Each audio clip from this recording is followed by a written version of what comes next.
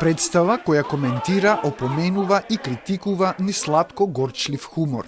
Вака накратко може да се опише политичката сатира Птица со главата меѓу нозе, чија слоевитост во себе ги обединува темите за пандемијата, изолацијата, бескрајното исчекување за влез во Европската Унија, уништените животи и професии во транзицијата, но и отсуството на свест за животната средина и стравот од климатските промени.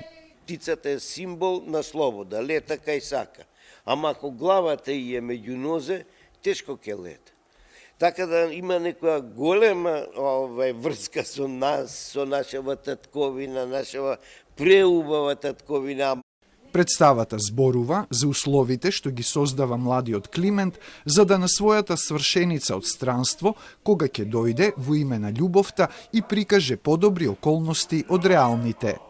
Физички се чувствуваме клаустрофобично поради пандемијата, најмногу, а и поради некои други геополитички, секојдневни, како да ги наречам, хирови.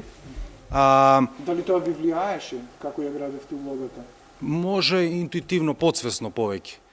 Толкувајќи повеќе или помалку типизирани роли, во представата настапуваат бардовите на македонската комедија заедно со актери од средната и младата генерација. Ние сме навикнати на гајање на една емоција, на гајање на нешто што е апсолутно врзано со театарот, што би рекол, со доживување, не преживување. Со оваа представа Коле Ангеловски слави 6 децении уметничка работа, а вечерашната преизведба ансамблот ја посвети на починатата првенка на драмски Сабина Ајрула Тозија. Ме повикавте, господјо?